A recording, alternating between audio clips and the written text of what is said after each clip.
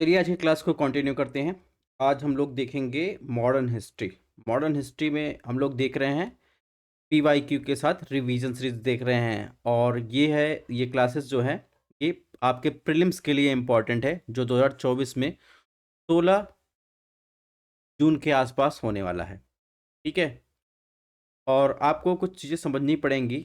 जैसे अभी मार्केट में आपको बहुत सारी चीज़ें बेची जा रही होंगी क्योंकि ये एक धंधा बन चुका है कि आपको मॉक टेस्ट के नाम पर कुछ भी पकड़ा दिया जा रहा है। कई सारे कोचिंग वाले हैं, आपको मॉक टेस्ट पकड़ा देंगे, आपको मॉक टेस्ट सॉल्व करेंगे, उसमें आपको नंबर नहीं बनेगा, आप डिमोटिवेट हो जाएंगे। ठीक है, तो सबसे बेस्ट तरीका होता है आपको स्मार्ट वर्क करने का। स्मार्ट वर्क करने का आपको सबसे बेस्ट तरीका है आप पीवाईक्यू किसी भी साल के आप जो है प्रीवियस ईयर क्वेश्चन उठा लीजिए, उसमें 100 क्वेश्चन रहते हैं। तो 2011 से लेकर 2023 तक के जो भी एग्जाम हुए हैं उसमें जो ट्रेडिशनल चीज़ें हैं उनको सॉल्व कीजिए, चाहे सब्जेक्ट वाइज सॉल्व कर लीजिए या आपका कोई स्पेसिफिक सेक्टर है वहाँ से क्वेश्चन उठा लीजिए। तो इससे आपको दो चीज़ें पता चल जाएगी। तो पहले सबसे पहली बात आपको ये पता चलेगा क्वेश्चन कैसे पूछे जा रहे हैं। दूसरे आपको ये पता चलेगा कि किस सेक्शन पे आपको ज़्यादा ध्यान देना है। मॉक टेस्ट में आपको कुछ भी पता नहीं चलेगा, बस आपका दिमाग का दही हो जाएगा और आप डिमोटिवेट हो जाएंगे। 1% का भी फ़ायदा होने वाला नहीं है। ठीक है, उसके पूछने के तरीके अलग हैं क्योंकि आप देखेंगे 2011 से लेकर 2023 तक के देखेंगे तो बहुत सारे चेंजेस आ चुके हैं पीटी को लेकर।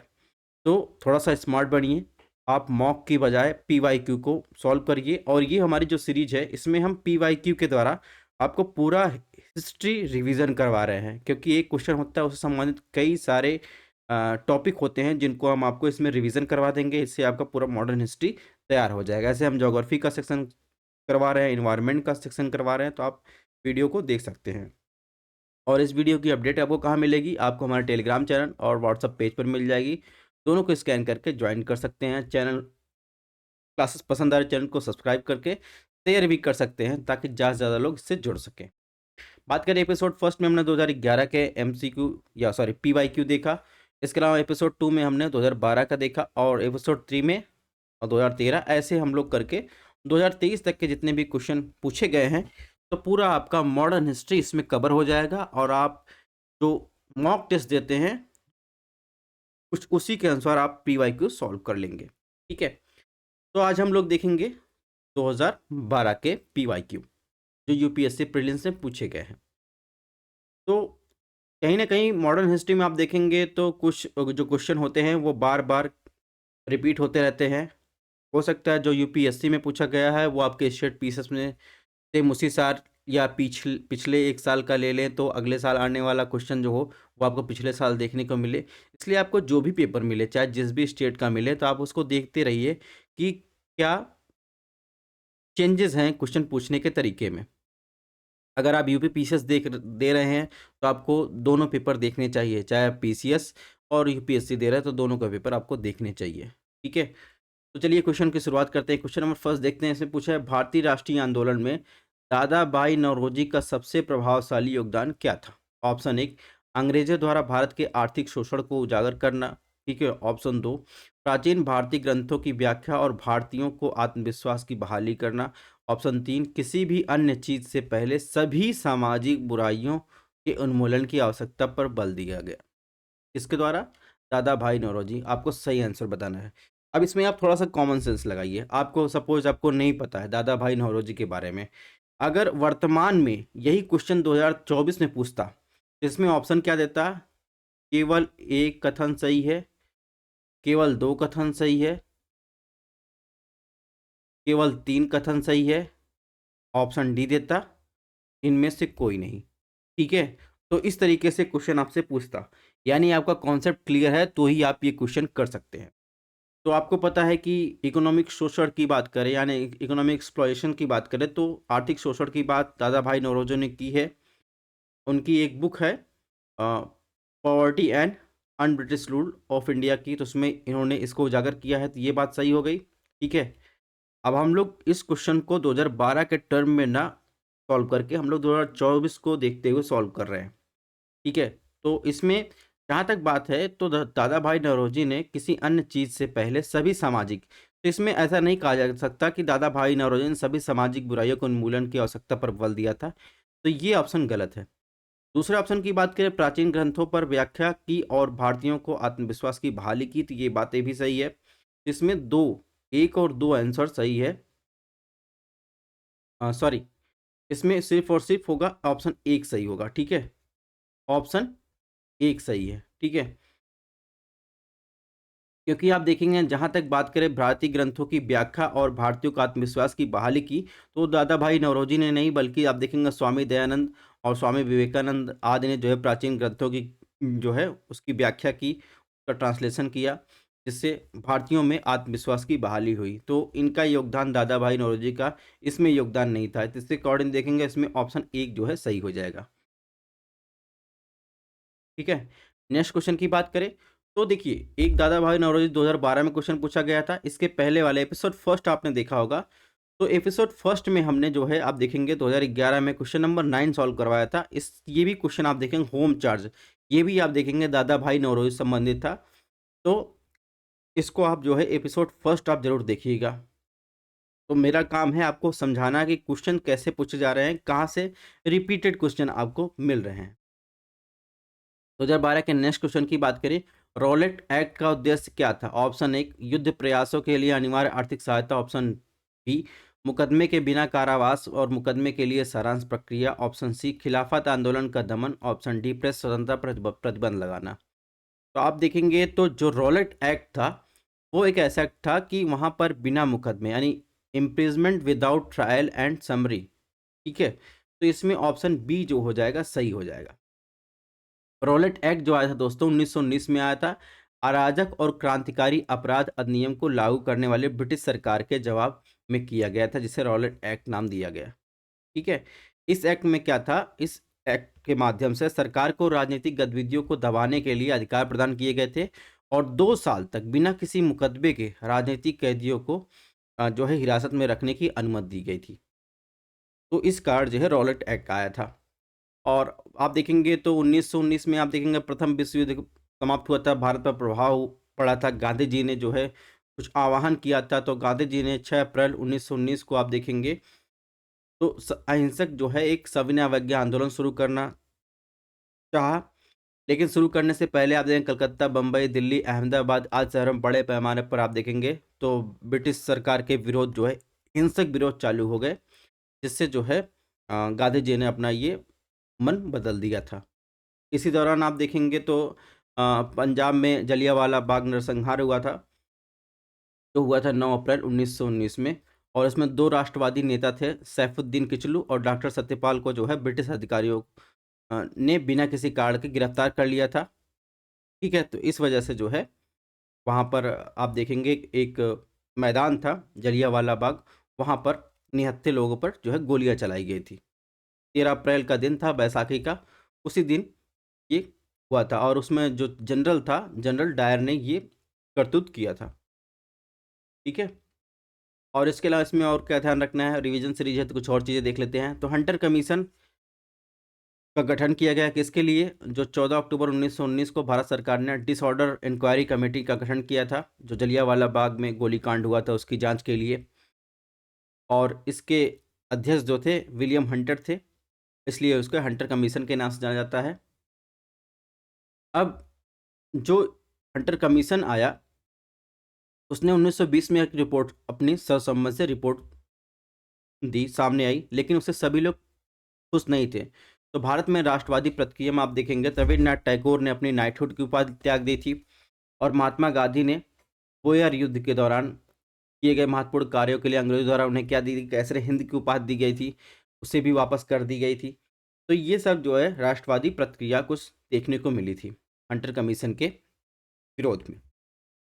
नेक्स्ट क्वेश्चन की बात करें, इसने पूछा भारतीय राष्ट्रीय कांग्रेस का लाहौर अधिवेशन जो 1929 में हुआ था इतिहास में क्यों महत्वपूर्ण है? ऑप्शन एक, कांग्रेस ने पूर्ण स्वतंत्रता की मांग को प्रस्ताव पारित किया था। ऑप्शन दो, उस सत्र में उग्रवादियों और नरमपंथियों के बीच दरार को सुलझा दिया गया था। ऑप्शन तीन, उस सत्र में द्विराष्ट्र सिद्धांत को अस्वीकार करते हुए एक प्रस्ताव पारित किया गया था। कौन सा कथन सही है? तो सबसे पहले अगर बात करें जहां तक उग्रवाद और नरमपंथ के बीच दरार को सुलझा दिया गया था, वो सूरत अधिवेशन में हुआ था, ठीक है, ये आपको ध्यान रखना है। और ये द्विराष्ट्र सिद्धांत की जो अस्वीकार कर दिया गया था, तो आप देखेंगे तो इसमें जो सही ऑप्शन होगा केवल और केवल इसमें ऑप्शन एक हो जाएगा। कांग्रेस ने पूर्ण स्वतंत्रता की मांग को प्रस्ताव को पारित किया था लाहौर अधिवेशन में। तो इसमें भारतीय राष्ट्रीय कांग्रेस ने 19 दिसंबर 1929 को अपने ऐतिहासिक लाहौर अधिवेशन में पूर्ण स्वराज को पारित किया था। इसलिए आप एक ऑप्शन एक सही हो जाएगा। एक सार्वजनिक घोषणा की गई थी 26 जनवरी 1930 को, और उसके लिए स्वतंत्र दिवस उसी दिन जो है स्वतंत्रता दिवस जो है मनाया गया था। और हमारे भारत के पहले प्रधानमंत्री पंडित जवाहरलाल नेहरू ने लाहौर जो है कांग्रेस अधिवेशन की अध्यक्षता भी की थी। और पूर्ण स्वराज के संविधान के प्रारंभ के साथ 1947 का भारतीय स्वतंत्रता अधिनियम और 1935 का भारत सरकार अधिनियम सभी अधिनियम में संशोधन या उत्तराध अधिनियम के साथ जो है उसे रद्द कर दिया गया। ठीक है, तो ये सब कुछ उससे संबंधित बातें हैं। हालांकि अगर आंसर की बात करें तो सूरत सत्र की बात करें तो 1907 में सूरत सत्र हुआ था। उसमें सूरत विभाजन के रूप में जाना जाता है, क्योंकि कांग्रेस जो है दो समूहों में विभाजित हो गया था, गरम दल और नरम दल में। तो ऑप्शन 2 जो है सही नहीं है। लेकिन आप लाहौर संकल्प की बात करें तो कैबिनेट मिशन ने जो अविभाजित भारत की सिफारिश की थी और एक अलग पाकिस्तान के लिए मुस्लिम लीग की मांग को खारिज कर दिया था। लेकिन इसमें क्या कहा गया, लाहौर अधिवेशन में इसमें स्वीकार कर लिया गया था। तो इसमें ऑप्शन आप देखेंगे 3 भी गलत हो जाएगा, 2 भी गलत, इसलिए ऑप्शन 1 जो है सही है। तो ये चीज़ें आपको ध्यान रखनी है। अगर भारतीय राष्ट्रीय कांग्रेस की बात करें, उसके महत्वपूर्ण सत्र की बात करें तो थोड़ा सा रिवीजन कर लेते हैं, हो सकता है इसे क्वेश्चन पूछ लिया जाए। तो भारतीय राष्ट्रीय कांग्रेस की स्थापना 1885 में बॉम्बे में की गई। इसके प्रारंभिक नेतृत्वकर्ता में दादा भाई नौरोजी, फिरोज शाह मेहता, बदरुद्दीन तैयबजी, डब्ल्यू.सी. बनर्जी, सुरेंद्रनाथ बनर्जी और रमेश चंद्र दत्त, और इसके साथ आप देखेंगे एस सुब्रमण्यम अय्यर शामिल थे। और इसके अलावा देखेंगे तो एक सेवानिवृत्त ब्रिटिश अधिकारी थे A.O. ह्यूम ने विभिन्न क्षेत्रों में भारतीयों को एक साथ लाने में भूमिका निभाई थी। और अधिवेशन के अध्यक्ष जो होते थे उसी क्षेत्र से चुना जाता था जहां कांग्रेस का अधिवेशन का आयोजन किया जाता था। अब इसमें कुछ महत्वपूर्ण अधिवेशन है उनके अध्यक्ष के बारे में, और क्या महत्वपूर्ण उसमें निर्णय आया है उनके बारे में हम लोग देख लेते हैं, क्योंकि हो सकता है डायरेक्टली इनडायरेक्टली पूछ लिया जाता है। जिसमें लाहौर अधिवेशन तो 1929 और सूरत अधिवेशन 1907 तो इम्पॉर्टेंट है ही। उसके अलावा भी कुछ और अधिवेशन हैं, उनको देख लेते हैं। में आप देखेंगे तो जब ये 1896 में कलकत्ता अधिवेशन होता है, कलकत्ता में अधिवेशन होता है, उसके अध्यक्ष रहते हैं रहमतुल्लाह सयानी। तो वहाँ पर आप देखेंगे रविन्द्रनाथ टैगोर द्वारा पहली बार राष्ट्रीय गीत वंदे मातरम गाया गया था। और इसके अलावा देखेंगे 1901 में कलकत्ता में फिर से अधिवेशन, उसके अध्यक्ष थे दिनाश श्रीवाचा। पहली बार गांधी जी जो है कांग्रेस के मंच पर दिखाई दिए थे। और इसके अलावा देखेंगे 1905 में बनारस में जो है कांग्रेस का अधिवेशन होता है, गोपाल कृष्ण गोखले उसके अध्यक्ष रहते हैं उस टाइम। तो इसका मतलब गोपाल कृष्ण गोखले जो है बनारस संबंधित थे। और 1905 में क्या होता है, सरकार के खिलाफ स्वदेशी आंदोलन का औपचारिक घोषणा की जाती है। वही बंगाल का विभाजन हुआ रहता है। 1906 में देखेंगे कलकत्ता में होता है, उसके अध्यक्ष दादा भाई नौरोजी रहते हैं। इसमें 4 प्रस्तावों को अपनाया गया है, स्वराज्य, बहिष्कार आंदोलन, स्वदेशी और राष्ट्रीय शिक्षा। 1907 में सूरत में अधिवेशन होता है, अध्यक्ष जो रहते हैं रासबिहारी घोष रहते हैं। कांग्रेस का विभाजन हो जाता है नरमपंथी और गरमपंथी, और सत्र स्थगित हो जाता है। इसके बाद 1911 में कलकत्ता में फिर अधिवेशन होता है, उसके अध्यक्ष B.N. धर रहते हैं। और कांग्रेस अधिवेशन में पहली बार जन गण मन गाया जाता है। फिर आप देखेंगे 1915 में बॉम्बे में अधिवेशन होता है, उसके अध्यक्ष रहते हैं सर SP सिन्हा। यहाँ पर देखेंगे चरमपंथी समूहों के प्रतिनिधियों को स्वीकार करने के लिए कांग्रेस का संविधान में बदलाव किया जाता है। जो विभाजन आप देखेंगे सूरत अधिवेशन में हुआ रहता है। अब इसमें कुछ और इम्पोर्टेंट चीज़ें हैं, उनको हम लोग फटाफट देख लेते हैं। 1916 में लखनऊ में अधिवेशन होता है, उसके अध्यक्ष रहते AC मजूमदार। वहाँ पर कांग्रेस के दो गुटों चरमपंथी और अतिवादियों के बीच एकता होती है। तो आपको 1907 एक सूरत अधिवेशन ध्यान रखना है। दूसरा आप देखेंगे तो 1907 में विभाजन होता है, 1916 में लखनऊ में ये दोनों गुट मिल जाते हैं। ठीक है, इसके बाद आप देखेंगे 1917 क्यों महत्वपूर्ण हो जाता है। 1917 जो कलकत्ता में अधिवेशन होता है, उसके अध्यक्ष एनी बेसेंट होती हैं। तो कांग्रेस की पहली महिला अध्यक्ष होती हैं, ठीक है, एनी बेसेंट।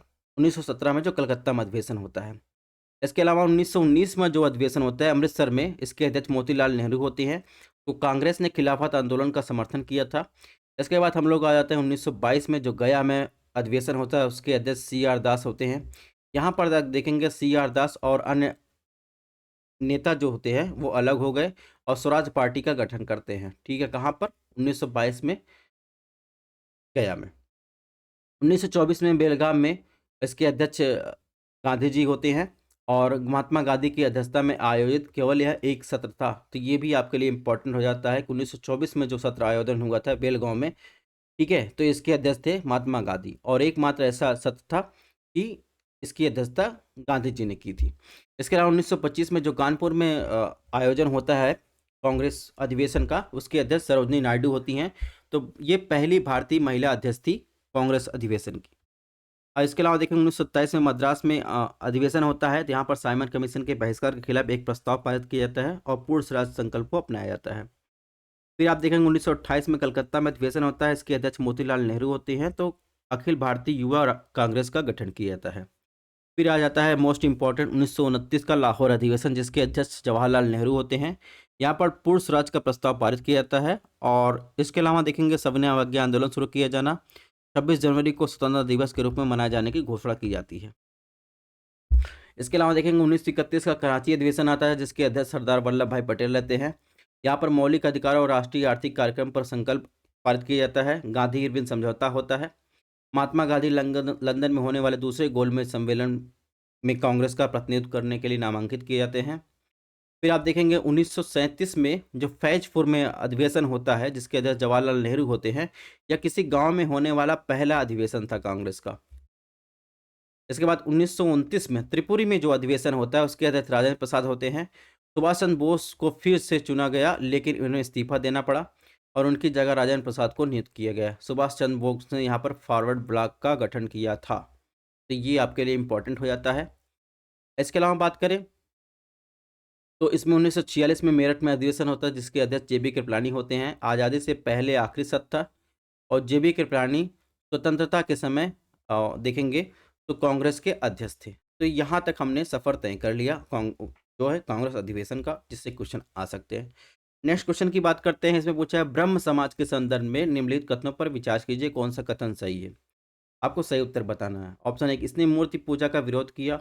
2, इसने धार्मिक ग्रंथों की व्याख्या के लिए पुरोहित वर्गों की आवश्यकता से इनकार किया। ऑप्शन 3, इसने इस सिद्धांत को लोकप्रिय बनाया कि वेद अचूक हैं। तो आप देखेंगे जहाँ तक ब्रह्म समाज की बात है, तो इसने मूर्ति पूजा का विरोध किया, ये तो बात सही है। लेकिन कहीं पर ऐसा नहीं लिखा गया कि ब्रह्म समाज, जिसे पहले ब्रह्म सभा कहा जाता था, उसने ऐसा कहीं नहीं लिखा है कि वेदों को अचूक बताया। तो ऑप्शन 3 इसमें गलत हो जाएगा, यानी 1 और 2 जो है इसमें सही है, यानी ऑप्शन बी इसमें सही हो जाएगा। तो मैं फिर से कह रहा हूँ, अगर यही क्वेश्चन 2024 पूछा जाता तो आपको तीनों ऑप्शन क्लियर रहने चाहिए थे, तो अब तब भी आप ये क्वेश्चन सॉल्व कर सकते थे। यानी उसमें क्या पूछता, केवल 1 कथन सही है, केवल 2 कथन सही है, केवल 3 कथन सही है, या इनमें से कोई नहीं। तो जहाँ तक ब्रह्म समाज की बात है, जिसका स्थापना देखेंगे, यानी राजा राम मोहन राय ने 1828 में ब्रह्म सभा की स्थापना की। इसके बाद में आप देखेंगे ब्रह्म समाज के नाम से जाना जाता है। और इसमें देखेंगे ब्रह्म समाज में पुरोहित अनुष्ठानों बलि आदि के खिलाफ था और यह प्रार्थना ध्यान शास्त्रों को पढ़ने पर केंद्रित था। यह सभी धर्मों की एकता में विश्वास रखता था। यह आधुनिक भारत का पहला बौद्धिक सुधार आंदोलन था। यहाँ पे आप तर्कवाद और प्रबोधन का उदय होता है और अप्रत्यक्ष रूप से राष्ट्रवादी आंदोलन में योगदान दिया था। और देखेंगे यह आधुनिक भारत के सभी सामाजिक, धार्मिक और राजनीतिक आंदोलनों का अग्रदूत भी रहा। 1828 के बाद आप देखेंगे 1866 का समय आता है, तो ब्रह्म समाज 2 भागों में विभाजित हो जाता है। यानी आप देखेंगे ब्रह्म समाज का जो एक पड़ला होता है, उसका नेतृत्व केशव चंद्र सेन करते हैं और आदि ब्रह्म समाज का नेतृत्व की बात करें तो देवेंद्र नाथ टैगोर द्वारा किया जाता है। ठीक है, और इसके प्रमुख नेता देवेंद्र नाथ टैगोर, केशव चंद्र सेन थे, जिसकी बात हम लोग कर ही चुके हैं। राजा राम मोहन राय की बात करें तो इनका जन्म 22 मई 1772 में बंगाल के राधानगर में एक रूढ़वादी ब्राह्मण परिवार में हुआ था और 1803 से 1814 तक उन्होंने ईस्ट इंडिया कंपनी के लिए वुडफोर्ड और डिग्बी के अंतर्गत निजी दीवान के रूप में कार्य किया। 1814 में उन्होंने नौकरी से इस्तीफा दे दिया और अपने जीवन में धार्मिक, सामाजिक और राजनीतिक सुधारों के प्रति समर्पित होकर कलकत्ता चले गए। इसके अलावा देखेंगे राजा राम मोहन राय दिल्ली के मुगल सम्राट अकबर द्वितीय पेंशन से संबंधित शिकायतें हुई इंग्लैंड गए, तभी अकबर द्वितीय द्वारा उन्हें राजा की उपाधि दे दी गई। ठीक है, और अपने संबोधन में टैगोर ने राजा राम मोहन राय को भारत के आधुनिक युग के उद्घाटनकर्ता के रूप में भारतीय इतिहास के एक चमकदार सितारा कहा था। तो ये चीज़ें भी आपको ध्यान रखनी है। इसके अलावा राजा राम मोहन राय कुछ साहित्यकार है, जिसके बारे में यहाँ पर दिया गया, इसको आपको देख लेना है। नेक्स्ट क्वेश्चन की बात करते हैं। तो दोस्तों नेक्स्ट क्वेश्चन में क्या पूछा गया है, इसमें पूछा है निम्नलिखित कथनों पर विचार कीजिए। भारत में अंग्रेजों द्वारा लाया गया। ऑप्शन एक, मिट्टी की प्रकृति तथा फसलों की गुणवत्ता के आधार पर, ये आप देखेंगे लैंड रेवेन्यू का निर्धारण। ऑप्शन दो, युद्ध में चल तोपों का प्रयोग, यानी आप देखेंगे मोबाइल कैनन का इस्तेमाल। ऑप्शन तीन, तंबाकू एवं लाल मिर्च की खेती। तो आपको बताना है अंग्रेजों द्वारा क्या लाया गया। तो जहाँ तक बात करें ब्रिटिश भारत में जो लैंड रेवेन्यू सिस्टम की बात करें, तो 1765 में बंगाल, बिहार, उड़ीसा के दीवानी का अधिकार मिला। और आप देखेंगे तो ब्रिटिश ईस्ट इंडिया कंपनी का एक प्रमुख उद्देश्य था कि वहाँ से जितना अधिक हो सके लैंड रेवेन्यू का संग्रह करना। और इसका उद्देश्य था किसानों और किसानों पर इसके परिणामों की परवाह किए बिना भूमि से अधिकतम आय प्राप्त करना। ठीक है, इसलिए आप देखेंगे कथन एक सही नहीं है। भू राजस्व संग्रह के तीन प्रमुख सिस्टम थे, जिसमें जमींदारी, रैयतवाड़ी, महलवाड़ी था। इनको हम लोग आगे पढ़ेंगे नेक्स्ट स्लाइड में। 1526 में पानीपत की पहली लड़ाई होती है। उसमें मुगल सम्राट बाबर ने भारत में पहली बार तोपखाने का इस्तेमाल किया, जब उसने निर्णायक रूप से दिल्ली के अफगान राजा इब्राहिम लोदी को हराया था। ठीक है, और इसके अलावा देखेंगे भारत में भूमि युद्ध में तोपखाने की शुरुआत का श्रेय आप देखेंगे मुगल सम्राट बाबर को दिया जाता है। लेकिन अब यह प्रमाण उपलब्ध है कि यह बहमनी राजा थे जिन्होंने विजयनगर साम्राज्य के खिलाफ अपने युद्ध में पहली बार तोपखाने का इस्तेमाल किया था। इसलिए ऑप्शन दो भी सही नहीं है। इसमें हालांकि देखेंगे इसमें कोई भी ऑप्शन सही नहीं है, तो इसमें ऑप्शन डी सही हो जाएगा। यानी पूछा कौन सा लाया गया, तो तंबाकू और लाल मिर्च की बात करें तो ये भी अंग्रेजों द्वारा नहीं लाया गया था। जहाँ तक तंबाकू की खेती की बात है, ये 1605 में पुर्तगालियों द्वारा शुरू किया गया था। और लाल मिर्च की पेशकश की बात करें तो ये भी पुर्तगालियों द्वारा लाया गया था। ठीक है, और मक्का हुआ अफ्रीका, स्पेन के माध्यम से भारत आया। और इस समय नई दुनिया में टमाटर, आलू और मिर्च जैसी सब्जियां जो है पेश की गई। ठीक है, तो ये बातें आपको ध्यान रखनी है, कभी कभार ये क्वेश्चन पूछा जाता है। मोस्ट इंपॉर्टेंट चीज़ आपको क्या है, ब्रिटिश कालीन लैंड रेवेन्यू सिस्टम आपको ध्यान रखना है, इससे क्वेश्चन बहुत ज़्यादा पूछे जाते हैं। इसमें तीन टाइप के जो है लैंड रेवेन्यू सिस्टम थे, जिसमें आप देखेंगे अस्थाई बंदोबस्त, रैयत, महलवाड़ी। अस्थाई का मतलब क्या होता था, अस्थाई बंदोबस्त किसके लिए था, जमींदार। जमींदार क्या करते थे, लैंड रेवेन्यू क्या करते थे, वो कलेक्ट करते थे।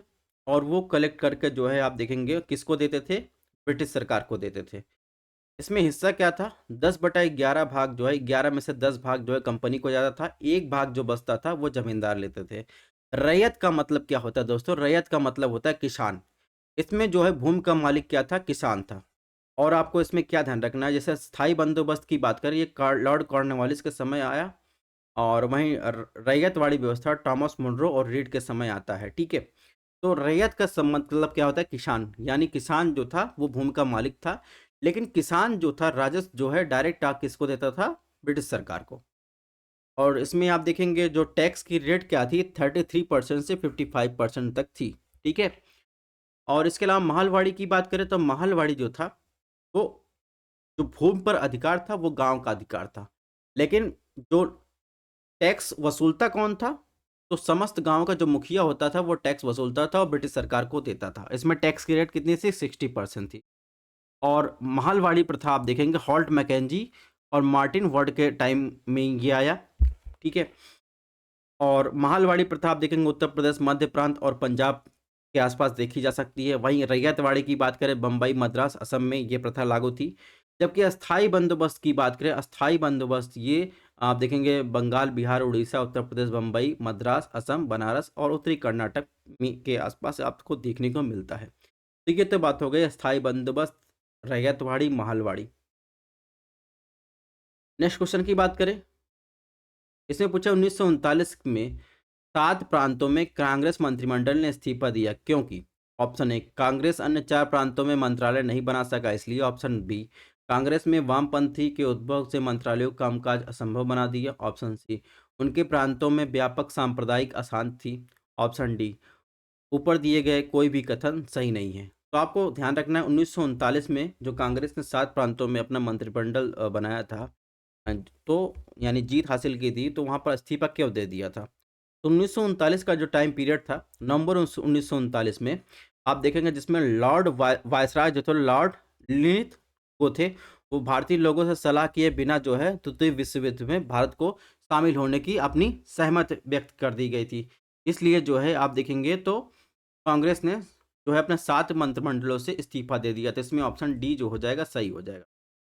तो ये वायसराय हैं, लिन लिथगो। इन्होंने 3 सितंबर 1939 में जर्मनी के साथ युद्ध में भारत की घोषणा की। 22 अक्टूबर 1939 को सभी कांग्रेसी मंत्रालयों ने अपना इस्तीफा सरकार को दे दिया था। तो ये कारण था। ठीक है, नेक्स्ट क्वेश्चन की बात करें। इसने पूछा है निम्नलिखित में कौन सा भारत सरकार अधिनियम 1919 की प्रमुख विशेषता है। इसमें दो अधिनियम या कह सकते हैं 3 अधिनियम बहुत ज़्यादा इंपॉर्टेंट हो जाते हैं। एक तो 1935, एक 1909, दूसरा 1919। ठीक है, ये 3 आपको ज़्यादा इंपॉर्टेंट है। फिलहाल 1919 की बात करें भारत सरकार अधिनियम, इसमें ऑप्शन 1 प्रांतों में कार्यकारी सरकार में द्वैध शासन की शुरुआत। ऑप्शन 2 मुसलमानों के लिए अलग सांप्रदायिक निर्वाचन क्षेत्र की शुरुआत। ऑप्शन 3 केंद्र द्वारा प्रांतों को विधायी अधिकार हस्तांतरण। इसमें आपको बताना कौन सा उत्तर सही है। जहाँ तक भारत सरकार अधिनियम 1919 की बात है, तो उसमें कहीं भी आप देखेंगे मुसलमानों के लिए एक अलग सांप्रदायिक निर्वाचन क्षेत्र की शुरुआत की बात नहीं की गई है, बल्कि ये मामला शुरू हुआ था 1919 के पहले 1909 में। ठीक है, 1909 की बात करें तो पार्लियामेंट्री सुधार में आप देखेंगे भारतीय परिषद ने 1909 में सामाजिक और राजनीतिक विभाजन के उद्देश्य से मुसलमानों के लिए पृथक निर्वाचन सिस्टम की शुरुआत हुई। ठीक है, यहाँ से मुस्लिमों का या भारत में तुष्टीकरण की नीति आपको देखने को मिलेगी। तो इसमें ऑप्शन 2 जो हो जाएगा गलत हो जाएगा। तो ऑप्शन 2 एलिमिनेट करेंगे तो आपको क्या ऑप्शन मिलेगा, 1 और 2 आपको सही, 1 और 3 आपको सही मिलेगा। लेकिन वर्तमान परिप्रेक्ष्य में अगर यही क्वेश्चन जो है आप देखेंगे, अगर आपसे पूछ लिया जाए 2024 में, तो आपको सारे ऑप्शन जो है क्या रहते हैं, क्या रहने चाहिए, क्लियर रहने चाहिए। तो इसलिए आपको ये नहीं, एलिमिनेशन मेथड अब गायब हो चुका है वर्तमान परिप्रेक्ष्य में। तो आपको ये पता रहना चाहिए कि 1919 भारत सरकार नियम 1919 की जो है क्या-क्या विशेषता है, इसके बारे में आपको पता रहना चाहिए। तो यहाँ पर आप देखेंगे तो द्वैध शासन की शुरुआत होती है। तो यहाँ पर ये भी आपको ध्यान रखना है, द्वैध शासन व्यवस्था में इसके तहत प्रांतीय सरकारों को अधिक अधिकार प्रदान किए गए और अधिनियम ने केंद्र के साथ-साथ प्रांतीय स्तरों पर शासन में सुधार की और द्विसदनीय विधायिका की शुरुआत हुई। इसके अलावा आपको ये भी ध्यान रखना है कि यहाँ पर द्वैध शासन के व्यवस्था के तहत प्रांतीय सरकारों को अधिक अधिकार प्रदान किए, जिसकी बात हम लोग कर ही चुके हैं। तो ये सारी चीज़ें आपको ध्यान रहनी चाहिए कि भारत सरकार अधिनियम 1919 में क्या प्रावधान थे, 1909 में, 1935 में, ये सब प्रावधान आपको ध्यान रहना चाहिए। हालांकि इसमें जो आंसर सही होगा ऑप्शन सी सही होगा। नेक्स्ट क्वेश्चन की बात करें, इसमें क्या पूछा पूछा है दोस्तों, इसने पूछा है भारतीय स्वतंत्रता संग्राम के दौरान नेशनल सोशल कॉन्फ्रेंस का गठन किया गया, इसके बनने का क्या कारण था। ऑप्शन ए, बी, डी में आपको बताना है। तो जहाँ तक नेशनल सोशल कॉन्फ्रेंस के गठन की बात है, तो उसका कारण था कि भारतीय राष्ट्रीय कांग्रेस अपने विचार विमर्श से सामाजिक सुधारों को शामिल नहीं करना चाहती थी और उसने इस उद्देश्य से एक अलग निकाय बनाने का फैसला किया। अभी मैंने बताया था कि जो भारतीय राष्ट्रीय कांग्रेस का उसका विभाजन भी हुआ था। विभाजन मतलब उससे अलग हटकर एक और पार्टी बनाई गई थी। इसमें ऑप्शन 2 सही, बी सही है। ठीक है, तो भारतीय राष्ट्रीय कांग्रेस अपने विचार विमर्श में सामाजिक सुधारों को शामिल नहीं करना चाहती थी और इसके उद्देश्य के लिए एक अलग निकाय बनाने का फैसला किया। और इसमें आप देखेंगे तो नेशनल सोशल कॉन्फ्रेंस की स्थापना देखेंगे एमजी रनाडे और रघुनाथ राव ने की थी और ये जो संस्था थी ये भारतीय राष्ट्रीय कांग्रेस का एक सामाजिक सुधार प्रकोष्ठ था। तो ये चीज़ें आपको ध्यान रखनी है, ऑप्शन 20 में सही हो जाएगा। नेक्स्ट क्वेश्चन की बात करते हैं। देखिए इसमें क्या कुछ अब पूछा है, निम्नलिखित में किस पार्टी की स्थापना डॉक्टर बी आर अम्बेडकर ने की थी। ऑप्शन 1 भारत की किसान और श्रमिक पार्टी। ऑप्शन 2 अखिल भारतीय अनुसूचित जाति महासंघ। Option 3 independent labour party. तो कौन सा इसमें ऑप्शन सही है। तो सबसे पहली बात, जो डॉक्टर भीमराव अम्बेडकर थे वो अपने जात के या पिछड़ों के जो है देखेंगे तो अग्रणी भूमिका निभाई उनको आगे लाने में। तो उनका ज़्यादा संबंध कॉमन सेंस लगा, किसान से और श्रमिक से कोई ज़्यादा मतलब नहीं था। वो अखिल भारतीय अपने जात की बात करते थे, अपने जात को आगे बढ़ाने की बात करते थे, जिसमें आप देखेंगे जो सेकेंड गोलमेज सम्मेलन हुआ था उसमें